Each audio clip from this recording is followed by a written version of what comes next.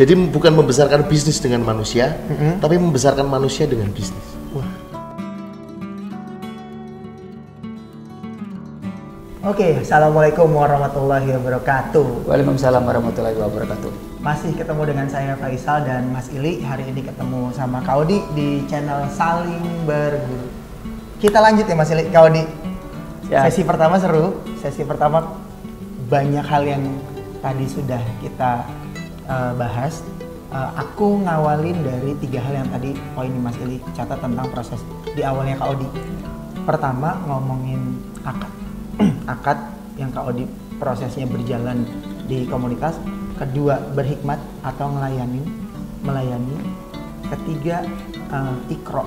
Nah, 3 poin ini aku pengen ini lebih dalam sih dibahasnya Kak Odi, terutama ketika Kak Odi belajar akhirnya 3 poin itu secara sadar ataupun tidak Kak Odi jalanin, tapi proses membangun bisnis yang jadi motif Kak Odi masuk ke komunitas kan pengen bangun bisnis. Mau Kak Odi sharing Kak Odi? Iya, dari awal tadi ya, kita bicara tentang akad karena konsepnya di sini saya mau belajar dulu dan siap jadi murid, jadi apapun yang harus saya pelajari saya kerjakan. Oke. Dan alhamdulillah setelah saya berproses, tadi kan kita cerita waktu awal, setelah saya berproses, setelah melewati tahap bersih-bersih, baca buku, itu saya dikasih kesempatan Om Ili untuk membuat sebuah bisnis. Oke. Kita membuat sebuah bisnis yang dimana itu kayaknya seperti laboratorium saya belajar aja di sana. Itu waktu pertama kali saya membuat apa ya? Itu saya belajar tentang 2017 itu saya sudah dikasih kesempatan untuk belajar blockchain. Oh, udah belajar tentang riset blockchain ya. Itu ya. Riset tentang blockchain. Riset tentang blockchain. Terus untuk bisnisnya sendiri waktu di awal itu ada mining, ada trading. Jadi berdagang. Saya menangkapnya itu berdagang aja, kita bisnis jual beli aja. Ya. Di sana sama mining ya dia. Sama mining, iya. Mining, nyiapin alat-alat. Betul. Mining ini. Iya. Mining itu kayak kita selama 3 bulan di awal itu kita sudah merasakan bahwa oh ini kayaknya bisa jadi bisnis yang konsisten nih kayaknya, karena kita setiap bulan sudah nerima earning yang lumayan pada waktu itu. Oke. Setelah akhir tahun selesai itu mulai itu ketika kita dihadapkan dengan tren yang kita bicarakan bearish, karena kita berada di cryptocurrency waktu itu kita sudah mulai kena tuh. Kenanya dalam arti wah lah nanti kita gajiannya gimana, terus ini kan kita punya inventaris alat-alat mining itu. Dan itu ketika harga semakin turun hancur, itulah mungkin bagi saya itu awal bisnis saya yang kurang berhasil.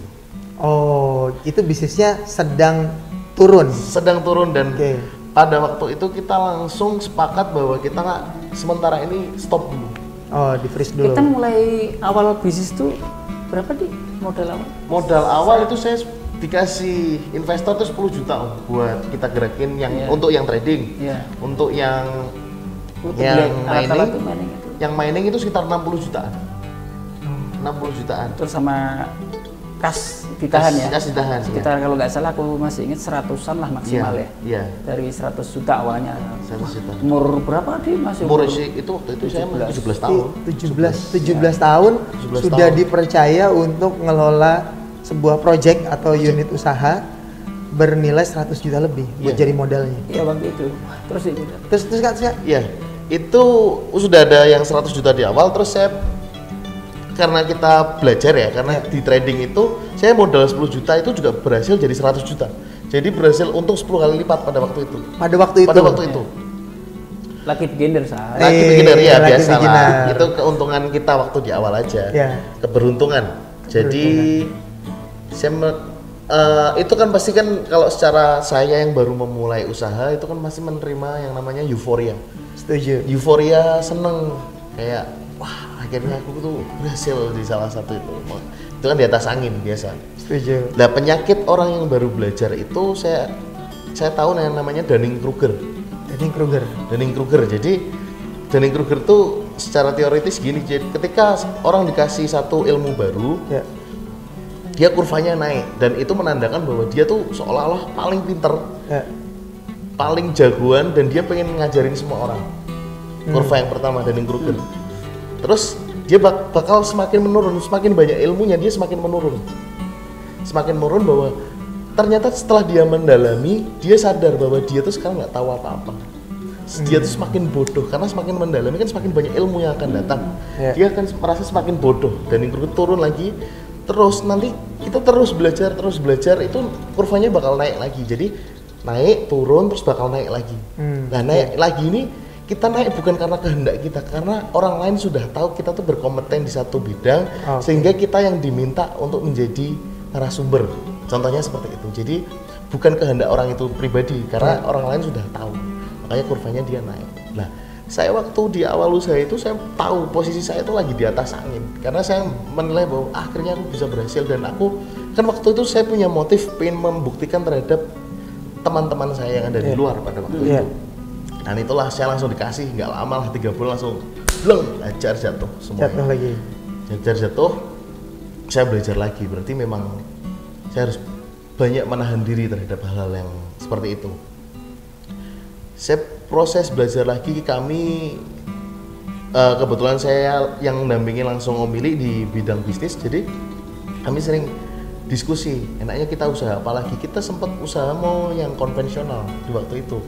Waktu itu kami mau jualan apa, saya lupa detailnya, tapi nggak jadi. Karena kita mempertimbangkan banyak hal nih. Nanti kalau kita jualan ini stoknya mau ditaruh mana dan mana-mana itu lah.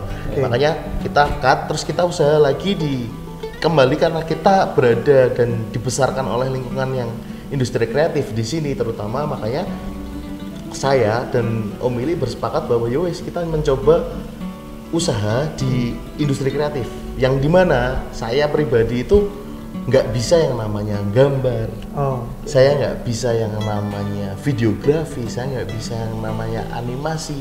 Secara teknis, secara hard skill itu saya nol.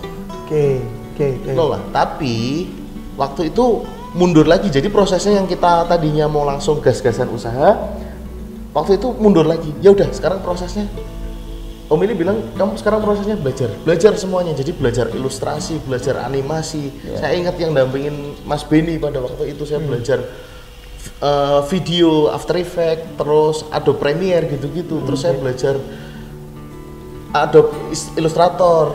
Jadi saya banyak belajar itu. Sebenarnya saya tahu Om Ili itu kayak, kalau saya menangkapnya secara pribadi tuh, kamu nggak perlu jago di sana sih, penting kamu tahu dan tahu standarisasinya lah. Sehingga nanti kamu kalau sudah bisa berjualan, kan kamu ketika kita berjualan kan kita pasti harus tahu product knowledge-nya. Product knowledge-nya itu setidaknya sudah dibekali dengan ilmu tadi. Sebenarnya kalau saya menangkap dari apa yang Om Ili berikan tuh seperti itu. Jadi entah itu benar atau salah ya, tapi yang saya tangkap itu seperti itu waktu dulu. Dan alhamdulillah kita berproses itu 2 sampai 3 tahun tuh kami berbisnis itu dari 2017 sampai 2020 alhamdulillah hancur semua. Hancur semua. Jadi kita sudah ngabisin uang ratusan juta di sana. Jadi proses maju mundur kita beli inventaris, beli alat-alat untuk kerja itu semua nggak berhasil. Nggak kepake. Terus di 2021 itu mulai ada apa yang namanya turning point-nya bagi saya. Jadi dengan proses kegagalan saya tuh saya banyak belajar. Ternyata tuh ya udah, kalau kita mau ngelakuin apa-apa tuh sebenarnya nothing tulus. Karena saya menyadari bahwa di 3 tahun awal saya mau mulai berbisnis itu saya terlalu memikirkan apa ya namanya, masih belum menerima diri saya sendiri sebenarnya. Karena kayak saya belum, aku nek gagal, aku malah menjadi merugikan orang lain lagi gini-gini. Jadi kayak pikirannya tuh malah jadi tertekan gitu. Pikirannya tuh bukan yang fokusnya jadi beban. Fokusnya yang harusnya profit, yang harusnya berhasil, itu tuh malah jadi bumerang bagi saya sendiri sebenarnya. Jadi saya malah 3 tahun tuh merasa itu tertekan sekali. Aku harus ada yang tak perjuangin, karena kan saya sudah ngilangin uang ratusan juta pada waktu di awal. Itulah yang saya harus, PR saya kan harus berdamai dengan diri saya sendiri terutama. Sebenarnya kalau saya bilang sama mentor saya kan gitu kan mesti receh ya. Jadi yo serah apa-apa. Tapi yang jadi saya kan bukan masalah uangnya, tapi kayak masalah tanggung jawab. Mentornya nggak apa-apa. Intinya kan ya dampingin kan, tetap ini tanggung jawabku. mesti Betul. diperbaikin. Ya, saya merasa bebannya di sana sih, makanya saya beberapa kali berusaha berbisnis di sana tetap nggak berhasil karena saya itulah merasa tertekan. Terus saya ngambil waktu sendiri sih. Saya kan waktu itu habis itu dipindahkan di Brotojoyo. Setelah dari Gombel sini saya turun pindah ke bawah, turun gunung Ke salah satu tempat kita tempat ya. usaha yang di bawah. di bawah. Itu di sana saya sudah memulai nih berbisnis lagi, sudah mulai mendapatkan angin segar. Apa di ini? Itu kontrak itu ya kerjaan dari platform itu ya? Ya, WikiHow. Oh, saya sempat dapat kontrak kerjaan dari WikiHow loh. Iya. WikiHow sempat kan kerja. tahu platform besar kan, platform dunia kan. Iya, dunia. How to ya dia. How to make yang kami membuat ilustrasinya. Oh, kalau di Ya. support ilustrasinya untuk WikiHow. Betul. Jadi waktu itu saya Masuk server kan dia, masuk servernya mereka kan. Ya, dulu masuk waktu itu. servernya. Sudah dipercaya sampai segitunya dulu. Terpercaya berarti. terpercaya. Kebetulan waktu itu kan saya masih belum punya karyawan, tapi freelance saya waktu itu ada 10 orang. Nggak ada karyawan. Nggak ada karyawan, tapi Semuanya freelance. Freelance 10 orang. Setiap hari kami produksi itu minimal 50 gambar. 50 gambar ilustrasi satu artboard gitu. Oke. Kayak itu. Ini menarik nih. Buat ceritain teknik kamu gimana? Prosesnya gimana masuk ke server si WikiHow? Ceritain. Kalau di WikiHow kami karena kita sudah menjadi partner kayak jadi mereka kalau open recruitment itu nggak pernah dibuka. Jadi kalau kami mencari ilustrator nggak pernah dibuka, tapi kita mengajukan diri di pihak WikiHow-nya bahwa kami punya kompetensi ini, kami menyertakan portofolionya. Oke. Setelah kami sudah menyertakan portofolionya, mereka oke nih. Ya udah kita coba test page dulu. Test page dulu. Kalau di WikiHow kita mengerjakannya per artikel. Jadi kita kasih satu artikel, coba kamu selesaikan ilustrasinya.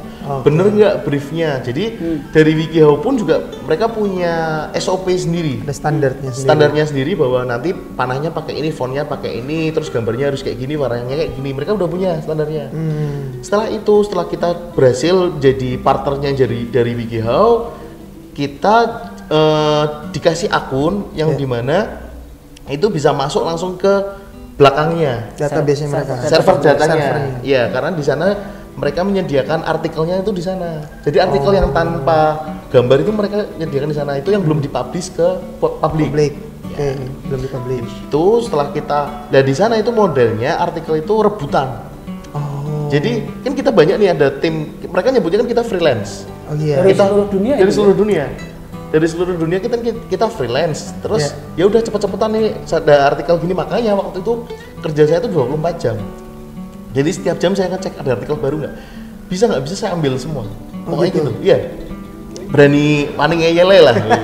Saya wani ngeyele waktu itu karena saya mikir ini masih kembali lagi ke beban tadi ya. Karena saya masih punya beban terhadap ini, terhadap hal-hal yang saya hilangkan uangnya. Saya masih fokusnya di situ, terus saya masih kerugian saya itu masih di sana terus ternyata setelah cuman 3 bulan itu dari WikiHow itu saya di-cut lagi. Jadi proses belajar saya itu 3 bulan. Saya amati patternnya tuh kok 3 bulan. 3 bulan naik jatuh. 3 bulan. 3 bulan bagus jatuh lagi. Ini jadi pertanda bagi saya kenapa di angka 3 ini. Kebetulan saya anak ketiga. Waduh berat ini. Terus saya belajar lagi dan mulai tambah stres. Karena saya sudah mulai alhamdulillah ini bisa nyicil dari kerugian dari yang kemarin. Sekarang kok malah hancur lagi. Itu saya dipanggil lah. Saya dari bawah naik ke gunung lagi untuk mencari kitab suci gitu. Kita mencari kitab suci di sini. Balik lagi ke rumah Sasongko dan Om Ili cuma bilang, ya wes memang kayak bisnis itu seperti itu. Kamu bakal ngerasain naik turunnya. Ya. Itu waktu kemarin tuh bilangnya seperti itu. Cuman itu naik batin di dalam hatiku malah mau ngayam-ngayam aku dok ya. Cuma ngayam karena aku tahu apa yang harus aku kerjakan. Jadi tuh saya nggak pernah percaya omongan orang itu, tapi saya keras terhadap diri saya sendiri terus. Keras terus. Terus ya wes gini. Kayak Om Ili itu punya peluang baru yang dimana saya dikasih posisi untuk meneruskan proyek itu gitu ibaratnya. Nah alhamdulillah kami belajar hal baru lagi yang namanya platform di mana itu jual job service, marketnya Amerika Eropa itu namanya Fiverr. Kalau kita itu tahun berapa ya berarti ya? 2021 atau 2020 lah. Saya mulai 2020 kayaknya 2020 itu bulan April. Ya. Saya dikasih kesempatan untuk mengisi posisi tersebut. Ya. Dan saya berjuang keras. Lah, setelah saya berjuang keras, saya ingat di 3 tahun lalu, aku 3 bulan ini selalu gagal. Kenapa? Saya berdiam diri di rumah. Kalau di Om Ili mungkin memasuki ruang mikrob. Iya, ya, mikrobnya. Ruang jedanya. Ruang antaranya. Ruang antara. Itu saya di rumah diem, apa ya kesalahanku? Saya terus baca, terus saya nonton video. Kayak ada yang mengingatkan bahwa kembali lagi ke law of attraction. Balik lagi ke law of attraction bahwa selama ini pikiran yang aku tarik itu tentang ketakutan, tentang beban terhadap diri saya sendiri, beban harus menyelesaikan hutang, sehingga pada satu titik itu ketemu bahwa kamu nggak bakal bisa nyelesain karena fokusmu masih di sana. Harusnya fokusnya dibalik. Jadi gimana caranya kamu berhasil? Bukan menyelesaikan itunya dulu, bukan energi negatifnya itu dihilangkan dulu, tapi diganti dengan energi positif. Nah, itulah kayak turning point saya ketemu lagi di tahun 2020 itu bahwa aku mulai berdamai nih terhadap diriku sendiri. Saya sudah mulai merelakan apa yang ya udah kemarin gitu. Saya sudah mulai nothing tulus. Kalau ini misal saya waktu 2020 tuh udah benar-benar pasrah. Kalau ini 3 bulan nggak berhasil lagi ya udah.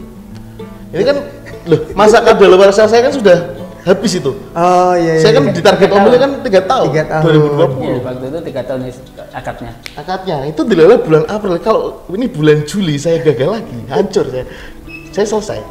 Tapi alhamdulillah itulah prosesnya tuh bener-bener kayak kembali lagi.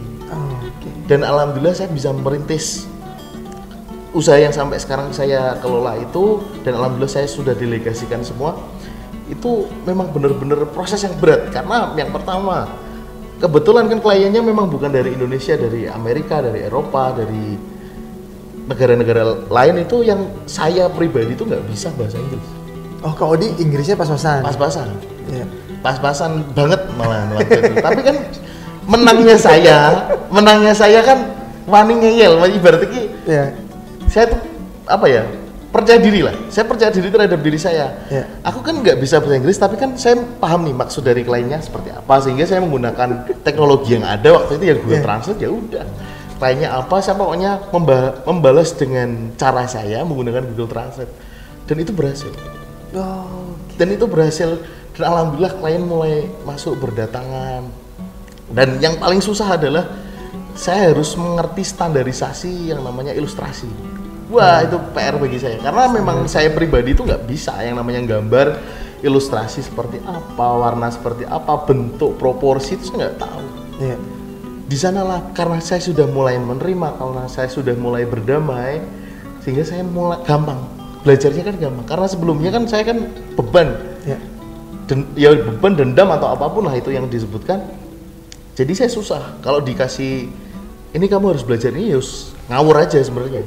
Tapi karena saya sudah mulai berdamai terhadap diri saya sendiri, sehingga saya gampang nih belajar. Oh, proporsi itu ternyata kayak gini. Oh, ternyata standar warna yang benar seperti ini. Jadi sampai sekarang pun tuh sebenarnya saya nggak bisa gambar secara teknis. Secara teknis nggak bisa gambar. Secara teknis nggak bisa gambar, tapi saya tahu taste. Jadi saya tahu taste tentang gambar itu seperti apa. Gambar itu harus seperti ini. Sehingga alhamdulillah kami berarti berjalan sampai hari ini kurang lebih 2,5 tahun, hampir 3 tahun yang usaha yang saya kelola itu namanya Brook Studio. Jadi kami sudah hampir 3 tahun dan alhamdulillah sekarang sudah melahirkan anak baru dari Brook Studio yang kita lagi rintis ini namanya Homi Studio. Gitu proses singkatnya. Namanya apa Kak? Yang Homi Studio. Homi Studio. Berarti dari Brooks yang tahun ketiga ini jalan, udah punya rintisan lagi yang baru. Jadi Kak Odi yang tadinya Minty di mentor sama Mas Ili, hari ini Kak Odi udah mulai ngerintis jadi mentor, udah punya Minty lagi. Betul. Kaderisasi ya Mas Ili? Iya. Kemandiriannya udah terjadi. Kemandiriannya jalan. Kemudian mulai mengkader kan. Dan sistem kemandirian itu diserahkan ke orang lain, ke kader. Sekarang Odi relatif jalan-jalan, usahanya tetap jalan, alhamdulillah. Tentu tetap monitor. Setuju. Tetap bertanggung jawab sama tugasnya Kak Odi sebagai mentor, pendamping di unit usahanya. Kak, tahun ketiga ini kita nggak ngomong jumlah angkanya, tapi berapa jumlah karyawan yang ada di dalam timnya Kak Odi? Kalau di Brook Studio sendiri kalau di Brook Studio sendiri kemarin kan 6 orang. 6 orang yang jadi tim intinya. Tim intinya 6 orang. Tapi kita punya target sih sebenarnya Brook Studio kan minimal jadi 10 orang karena kita nanti bakal ke depan bakal memecah-mecah lagi. Dan kita sudah kita sama Om ini sudah ngobrol bahwa satu studio kita sepakat bahwa kita studio dibesarkan lagi karena kita harus membagi divisinya. Oh, divisinya divisinya A gitu. Oke. Jadi lebih detail lagi karena ke depan kan kita memang harus menjadi yang punya lembaga hukum kan? Karena kan selama ini kan kita belum berlembaga hukum, makanya dari itu kita mulai mempersiapkan tentang jumlah timnya. Dan kebetulan saya kan juga dipercaya jadi beberapa pendamping di tempat usaha lain, jadi saya yang sebenarnya nggak tahu prosesnya seperti apa, saya diminta masuk untuk kasih kekuatan lah sama anak-anak, sharing aja sih. Saya sharing pengalaman saya seperti ini dulu, coba kamu lakukan bener apa enggak gitu aja. Jadi pendamping di tempat lain, Sal. Jadi pendamping di tempat lain. Karena Kak Odi punya prestasi terpercaya tadi ya Mas. Iya, karena sistem di komunitas yang di Brook Studio kan udah jalan. Iya. Itu makanya dipercaya untuk mendampingi atau menjadi mentor di unit usaha yang lain. Iya. Teman-teman kan lihat tuh mentor-mentor lain lihat kapasitas audit seberapa capability audit seberapa itu kan itu kan teman-teman kan lihat proven, makanya terus diajak untuk join untuk dampingin beberapa usaha lain. Praktis audit ini sebenarnya sudah beberapa usaha, bukan cuma 3-4 ya sekarang ini ya lumayan ya nanti. karena setahuku Kak Odi kan hasil usahanya di Rumah Sasongko terus akhirnya dikeluarkan kan Mas Ili? Dari Rumah Sasongko kan? Setuju. Dikeluarkan kan karena berprestasi kan? Karena ya waktu itu kan di sini. Sini. Di tempat ini Kak Odi aktivitas di tempat ini karena secara kemandirian usahanya udah mulai jalan. Berhasil. Kita dorong, kita usir. Diusir. Ya, kalau di Rumah Sasongko kan diusir adalah tanda kebaikan. Karena kan ada kemandirian kan, bisa kontrak tempat sendiri dan rata-rata kan begitu Sal. Di proses kreatif kita gitu. Begitu berhasil di pendampingan satu lokasi, kemudian kita kan modalnya kan sistem sel. Kita dorong keluar sampai tempat-tempat yang ditempatin itu yang dikontrak itu sampai dibeli itu pada akhirnya. Ya tahu kan 20 tahun lebih kan prosesnya kan betul. Dan memang based on pengalamannya Mas Ili dan teman-teman di komunitas, ketika dia diusir tadi Mas Ili bilang diusir, itu mau besar lagi ya Mas Ili? Ya pada akhirnya begini. Sama hak yang saya sekarang dapatkan di komunitas, saya mendapatkan banyak fasilitas. Itu harusnya teman-teman lain juga merasakan hal yang sama. Odi atau dirimu, Odi itu harus lebih besar dari saya. Odi itu harus coworking space-nya juga harus, inkubator dia itu harus jauh lebih besar yang sekarang saya tekuni ini. Jadi akhirnya setiap orang tuh punya hak kan. Bahkan yang tadi cerita atau yang memang jadi cerita baik yang kita lakukan selama ini adalah ketika karyawan kita itu kan kita beri kesempatan untuk jadi pengusaha. Tadi yang tadi bilang tuh Odi, Home Studio itu siapa sih? Aren itu adalah termasuk pegawai-pegawai awalnya Odi di 3 tahun pertama itu. Oleh Odi karena dinilai dikurasi dia memang layak kompetensi, tetapi apakah cukup? Tidak. Kompetensi itu kan sekali lagi hanya satu hal. Hal yang jauh lebih penting adalah memahami dirinya sendiri ketika, maksudnya pengusaha, entrepreneur itu memahami dirinya sendiri untuk memasuki wilayah baru ketika orang mulai masuk ke dunia bisnis. Tadi Kak Odi sempat bilang bahwa dia sering berpikir, Mas Ili tadi bilang ruang antaranya untuk selanjutnya apalagi, tirakat-tirakat yang Kak Odi kerjain ini bisa jadi pintu masuk untuk ruang-ruang baru yang tadi Mas Ili bilang tantangan baru buat Kak Odi. Iya, ya itu Sal. Kalau di tempat kita kan sama-sama kita tahu ya Dik ya. Bahkan yang selalu saya katakan adalah pendampingan sendiri itu adalah karir.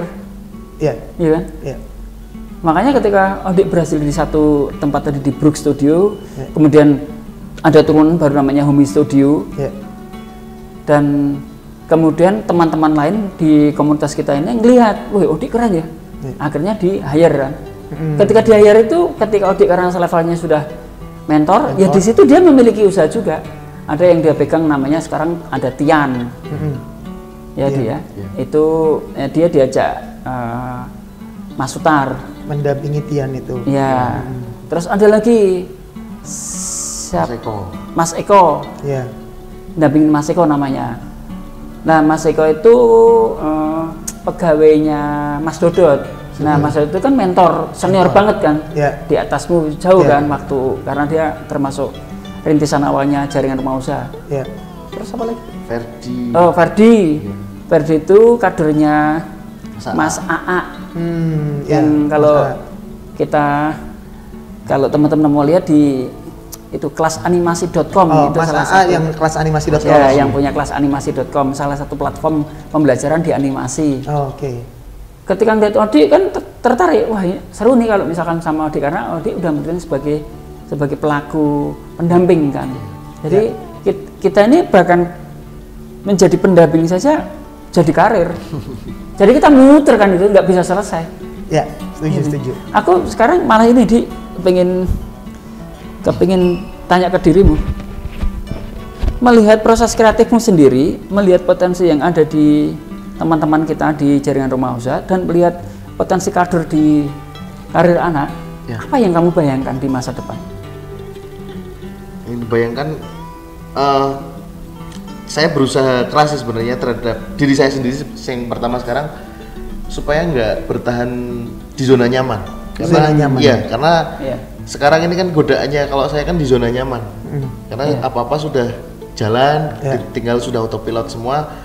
Saya berusaha keras terhadap diri saya untuk terus belajar setiap hari, dan saya melihat potensi anak-anak yang sekarang baru belajar, apalagi dari kader anak kan saya menerima 2, yang saya kontrol itu ada 2 orang, potensinya luar biasa, bagi saya kan luar biasa, dan harapan saya ke depan, mimpi saya terutama itu saya mempunyai satu coworking space yang sangat gede, yang dimana kayak saya tuh membuat playground sendiri kayak startup lah, dimana di situ saya pengen membesarkan circle saya, dan saya berusaha, karena secara konsep yang kita bangun di jaringan rumah saya itu bagi saya keren banget, karena banyak kan di orang membesarkan bisnis dengan manusia, tetapi di sini kita membesarkan manusia dengan bisnis. Membesarkan manusia dengan bisnis. Jadi bukan membesarkan bisnis dengan manusia, tapi membesarkan manusia dengan bisnis. Wah. Dia punya kredo sendiri loh, dengan caranya sendiri kan. Di sini kan sebenarnya kita bisa jadi belajar juga kan. Berguru lagi ya. Terus kan berguru terus, kita nggak akan pernah selesai. Kalau saya kan pasti udah di ujung hari, sudah kemampuan motoriknya juga sudah menurun. Ya aku kan mulai degeneratif jadi dengan dirimu lah aku ini sekarang mulai nunut mulya toh. Sami-sami. Kak Odi punya, tadi Mas Ili kan bilang Mas Ili mentor Kak Odi Mintinya. Minti kan prestasinya mentor kan ketika Minti punya prestasi lebih tinggi daripada mentornya ya Mas Ili. Nah, Kak Odi kan punya peluang secara usia masih sangat muda. 22 tahun ini. 22 tahun udah segini Mas Ili. Kita 22 tahun masih mabuk, Sal. Saya masih juga. Di, jangan berhenti. Hajar. Tapi tetap sholat di. Sholat puasa itu. STMJ. Sholat terus maksiat jalan. Teman-teman jangan ditiru. Lagian situnya. Ini bercanda. Ya, bercanda. Biar relax. Iya, gocek. Hal yang menurutku bagus di sini ketika Kak Odi ngerasa bahwa aku pengen ngembangin ini lebih besar lagi. Sementara di usia 22 Mas Ili. Iya. Udah pengalaman berarti berapa tahun Kak Odi dari 2017? 5 tahun. 5 tahun babak belurnya, jatuh bangunnya di usia 22 terus mau berarti sesuatu yang lebih besar. Ada karir anak, ada jaringan rumah usaha, Zuhab hari ini siap support Kak Odi secara manusia dengan bisnis tadi, membangun Kak Odi tapi lewat bisnis-bisnis yang lebih banyak. Nah, kita ngedoain ya Mas Ili ya, kita doain prosesnya Kak Odi berjalan lebih besar sesuai doanya Kak Odi. Terus di sesi-sesi selanjutnya kami harap Kak Odi masih juga ikutan jadi narasumber di Saling Berguru, Karena ini kayaknya kita perlu main ke tempatnya Kak Odi dan ketemu timnya Mas Ili. Ngobrol di sana. Ngobrol di sana. Timnya keren-keren. Keren-keren Mas Ili. Iya. Penasaran dengan tadi yang namanya Aren yang tadi karyawan yang diberikan kesempatan untuk punya bisnis baru. Iya. Kaderisasi di komunitas itu kan menurutku satu hal yang bagus untuk bisa diceritakan ke banyak orang untuk jadi informasi yang baik. Mas Ili, aku minta Mas Ili nutup kesimpulan tentang prosesnya Odi, proses kreatifnya Kak Odi ini dari sisinya Mas Ili di sesi ini Mas Ili. Oke. Gini Sal, aku ngelihat gini. Jadi dugaan kita atau bisa jadi sekarang kan udah menjadi apa ya? Cap itu apa ya? Cap itu apa? Stempel gitu. Bahwa generasi sekarang itu karena dia dua kan berarti masuk generasi apa tuh? Kalau berarti generasi apa tuh? Generasi Z. C ya. Gen Z ini kan dicap sebagai generasi strawberry lah, sebagai generasi yang lunak lah, sebagai generasi cengeng, terus yang stempelnya itu kan negatif itu. Tetapi di tempat kita kan terbukti ya dia. Ini salah satu pelakunya. Dan ada yang lebih muda dari dia kan sekarang juga kuantum juga. Nanti kita datangkan kan, ada Zaki, ada Nabila, ada beberapa teman lain kan itu usianya di bawah dan juga lumayan juga kan sekarang. Artinya begini, stempel ini menjadi benar atau tidak? Bagi kita akhirnya kita meyakini itu tidak benar. Tidak benar. Iya kan? Artinya sekarang tugas orang tua, siapapun orang tua yang putra putrinya usianya di generasi Gen Z ini harus punya kesadaran bahwa putra putranya jangan di Gen Z-nya itu jangan masuk ke dicap sebagai generasi yang menye-menye. Makanya tanggung jawab orang tua, tanggung jawab lingkungan, tanggung jawab para pendamping atau yang lebih orang yang lebih berilmu duluan atau pengalaman duluan itu harus banyak berbagi kepada generasi Gen Z. Itu modalnya adalah bagaimana kita yang tua-tua harus belajar cara berkomunikasi ke teman-teman muda. Faktanya dirimu bisa, faktanya saya bisa. Ngobrol dengan anak-anak usia 14 tahun, memahami mereka. Maka intinya adalah mari kita belajar bareng-bareng, mendengarkan dengan sungguh-sungguh. Maka mendengarkan kita itu bukan untuk menjawab, tetapi mendengarkan kita itu adalah untuk memahami. Siap. Itu Sal. Terima kasih Mas Ili. Kak Odi terima kasih. Kita akan ketemu lagi di sesi yang lain, di kesempatan yang lain. Terima kasih banyak Mas Ili. Kak Odi terima kasih. Terima kasih Sal. Terima kasih Dik. Terima kasih banyak. Ini makin aku ngelihatnya pelajaran kesini makin lama makin banyak. Jadi tunggu terus konten-konten kami selanjutnya di Saling Berguru. Assalamualaikum warahmatullahi wabarakatuh. Waalaikumsalam warahmatullahi wabarakatuh.